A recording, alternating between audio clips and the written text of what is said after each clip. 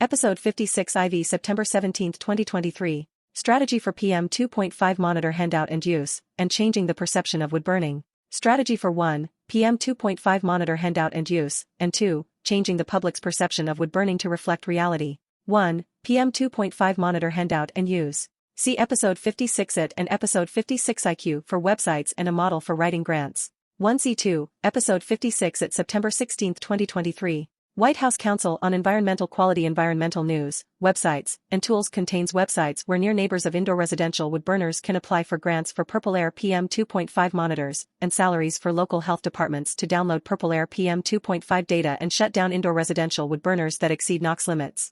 1C3, Episode 56 IQ September 13, 2023. In Washington State, a couple changes from a wood-burning stove to a heat pump contains information about how this was done. The instance of when a wood stove was replaced by a heat pump, which had a subsidized cost and a loan program at 5%, can be a model to be looked to when writing a grant. There should be other models out there of how to write a grant. Stay tuned for more information on DIY, do-it-yourself. 1C, PM2.5 Monitor Handout and Use. 1C1, if Assistant Attorney General lawsuit either is lengthy and slow in producing results that allow shutdown of polluting indoor residential wood burners in a timely manner, individual near neighbors or indoor residential wood burners should apply for grants for handout of PM2.5 monitors and regulation of indoor wood burners from PM2.5 data collection, on a pilot program basis. This would require grants that pay for PM2.5 monitors to be handed out, grants for salary portion of health department personnel to download and use the Purple Air data, and grants for salary portion of enforcement of health department shutdown of indoor residential wood burners.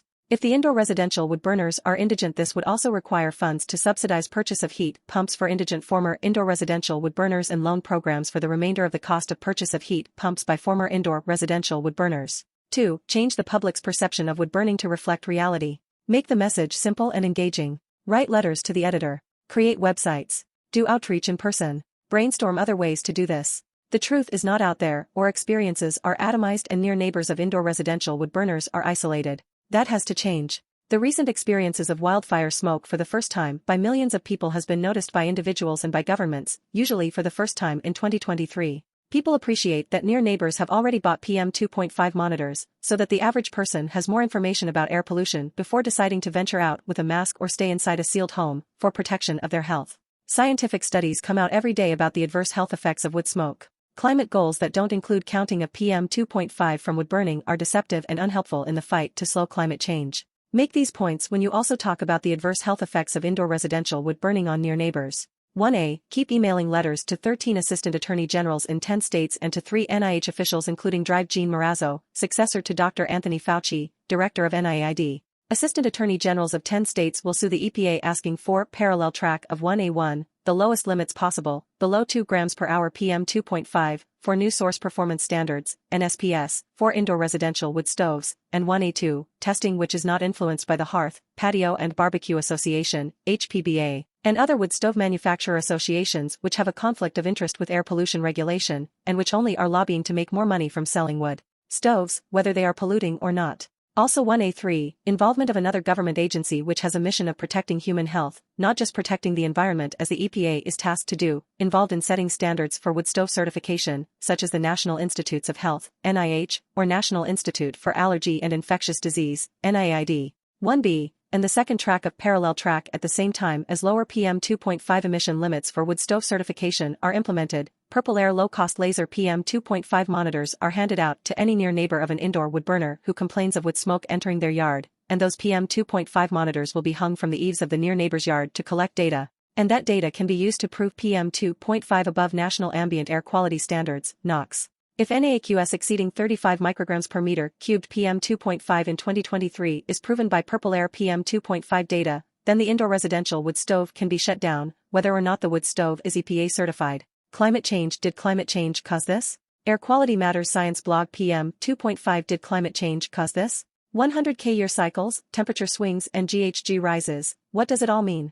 RSS latest from Science blog. Hawaii preliminary Maui air monitoring data show good air quality. Hawaii State Department of Health Hawaii.gov. PM2.5 is very small particulate matter that can be a component of ash, dust, smoke and air pollution. Short-term exposure to PM2.5 can cause Maryland, Salisbury health experts concerned about another triple-demic. Latest news, WBOC.com coastal flood statement small craft. South Dakota, Southwest North Dakota. Southwest North Dakota grapples with recurrent smoky conditions. The Dickinson Press avoid burning materials like wood or candles and maintain clean indoor spaces without stirring up particles. For more comprehensive guidance, refer to Utah and Texas, Waco concrete truck versus wood bridge loses, KWTX fiery houseboat rescue caught on camera. Updated, 11 minutes ago. A dramatic rescue from a burning houseboat in Utah was caught. India AAP's action plan ready, after the meeting of 28 departments. India Herald. PM10. And 46% decline in PM2.5. The most dangerous days in terms of pollution, which used to be 26 in 2016, were only 6 last year. Gopal Rai. India from lead poisoning to cardiac deaths. The Daily Star. Remarkably, it exceeds the mortality rates associated with cholesterol-related coronary heart disease and air pollution, both outdoor PM2.5 and